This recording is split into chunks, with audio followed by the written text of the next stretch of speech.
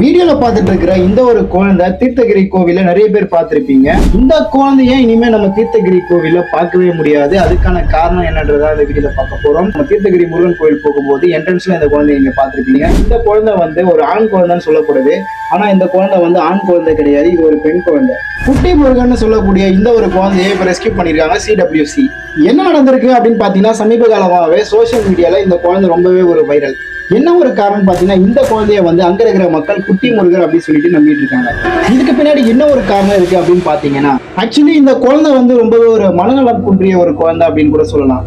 இவங்களோட பேரண்ட்ஸோட பூர்வீகம் எதுன்னு பாத்தீங்கன்னா, நம்ம ஆந்திராவே தான் பூர்வீகமா இருக்காங்க. இவங்க வந்து இந்த இடத்துக்கு வந்து தஞ்சம் பொழிக்கிறதுக்காக வந்திருக்காங்க. அப்படி இருக்கும் போது இந்த குழந்தைய வச்சு எப்படியாச்சும் நம்ம காசு சம்பாதிக்கணும் அப்படின்ற ஒரு மைண்ட் செட்ல என்ன பண்ணிருக்காங்கன்னா, இந்த கோவிலுக்கு கூட்டு வந்து பட்டை அடிச்சு அதுக்கு வந்து துணியை போட்டு அதை வந்து உட்கார வச்சு அதுல வர வருமானத்தை வச்சு இவங்களோட பேரண்ட்ஸ் வந்து சாப்பிட்டுட்டு வாழ்ந்துட்டு இருந்திருக்காங்க.